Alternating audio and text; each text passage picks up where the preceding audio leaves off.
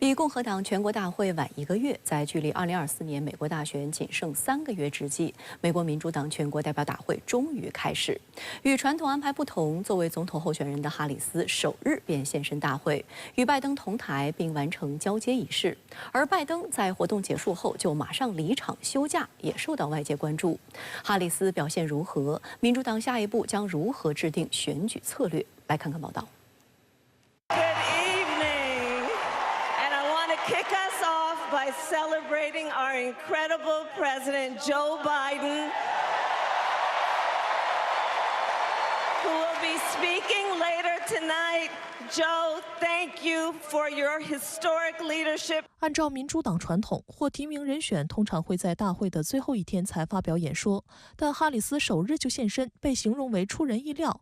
对于哈里斯的赞美，拜登也积极回应。Are you ready to vote for democracy and for America? Let me ask you, are you ready to elect Kamala Harris and Tim Walz? 值得一提的是，拜登当天下午首次乘坐最新的海军陆战队1号直升机专机抵达芝加哥会场。他在当晚的演讲中总结了自己过去4年的政绩，但最大的篇幅花在有关加沙战事的方面，这也是他最遭选民诟病，乃至于被迫退出竞选连任的因素之一。外界注意到，拜登并没有在芝加哥停留太久，在当晚的活动结束后，他就立即与家人飞往加州度假。而此前他在特拉华州度假，并被媒体拍到在沙滩进行日光浴的照片。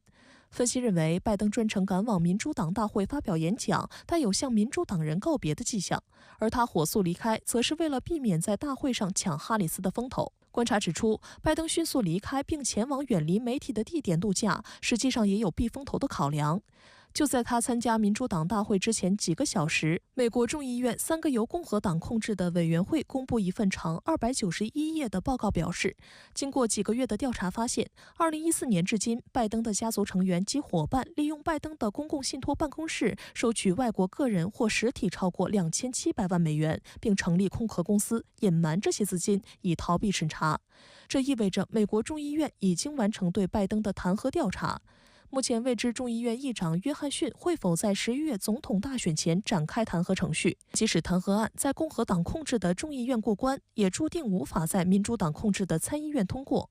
但这一负面消息在民主党大会当天公布，势必对民主党的声势造成一定打击。除了拜登，前国务卿希拉里及前总统奥巴马、前总统克林顿、前众议院议长佩洛西及哈里斯的竞选搭档沃尔兹都将先后发表演讲。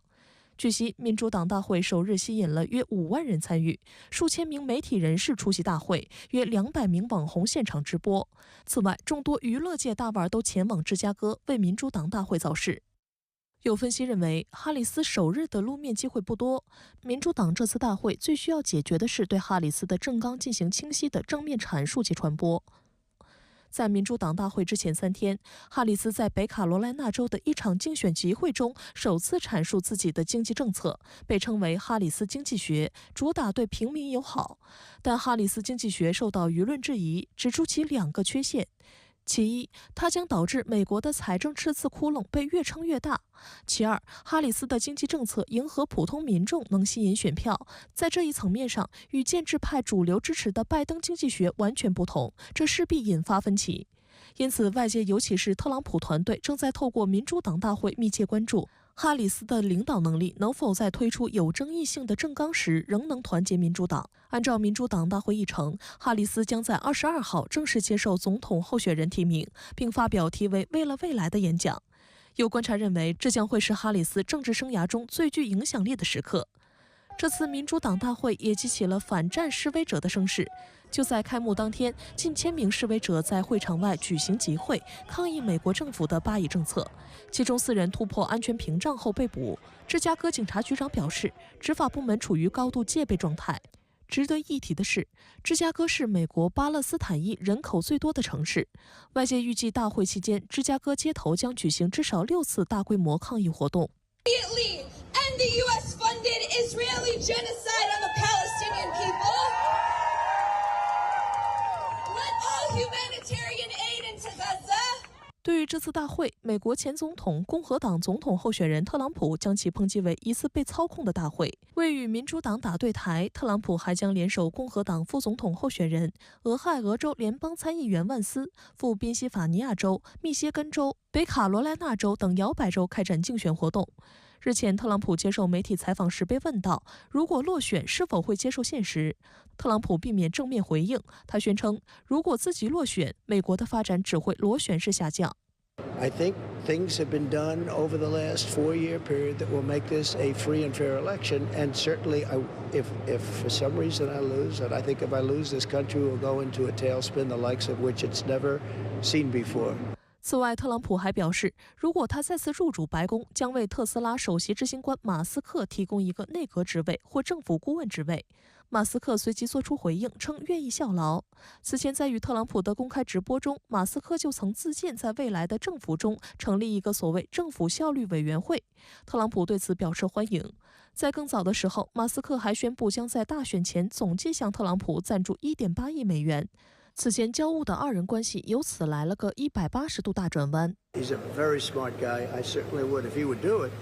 I certainly would. He's a brilliant guy. 尽管泽连斯基近期积极寻求取消乌克兰使用远程武器深入打击俄罗斯境内目标的限制，甚至强调如果盟友取消有关限制，乌军就无需进攻库尔斯克，但在美西方国家中应者寥寥。俄乌互攻加剧的背景下，俄外交部长拉夫罗夫近日表示，总统普京已明确表态，在乌克兰对库尔斯克州进行袭击和入侵后，任何谈判都是不可能的。他还否认了俄乌在卡塔尔及土耳其等国斡旋之下，就能源设施和粮食安全等领域进行秘密接触和谈判的传闻。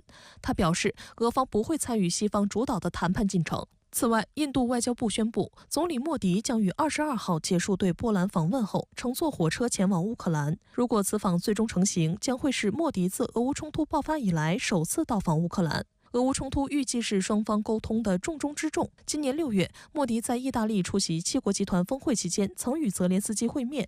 自俄乌战事爆发以来，两国领导人也多次通话。值得一提的是，莫迪一直主张通过谈判解决俄乌冲突。有消息指出，印度已经同意在俄罗斯总统普京和乌克兰总统泽连斯基之间传递信息。耐人寻味的是，在上月初，莫迪曾访问俄罗斯，并与普京会谈，寻求加强合作。当时，乌总统泽连斯基曾在社交平台表达强烈不满，美西方国家也纷纷施压。他也希望在这个俄乌的当中担任一个相当重要的角色啊。那因为这个莫迪呢，他认为啊，印度也是一个大国，再加上印度跟俄罗斯的关系呢，一向都非常的友好，所以说他自己觉得说啊，他有这个立场，有这个能力啊，来促使这个俄乌之间的这种所谓的和平谈判，也是要抬高啊这个印度的这个国际地位。